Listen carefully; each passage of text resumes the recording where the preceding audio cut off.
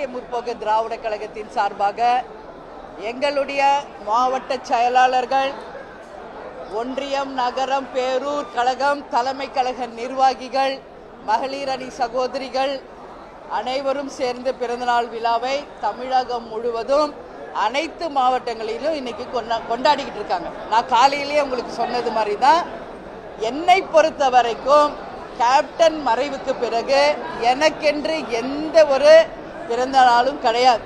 ஏன்னா கேப்டன் மறைந்த அன்னைக்கே என்னுடைய பர்சனலுடைய விருப்பு வெறுப்பு எல்லாமே அன்னைக்கே முடிஞ்சிருச்சு.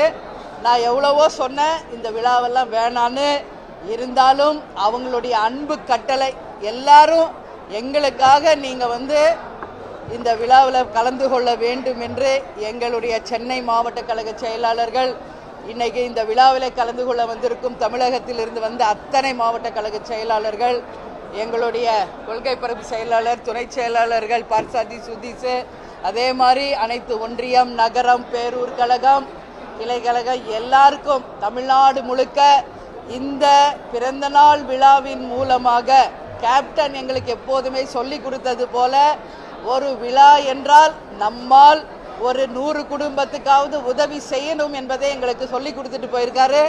அந்த வகையிலே இன்றைக்கு தமிழகம் முழுவதுமே அனைத்து மாவட்டங்களிலும் நலத்திட்ட உதவிகளும், அன்னதானமும், அதே போல கோவில்களில் சிறப்பு பூஜைகளும் செய்யப்படுகிறது.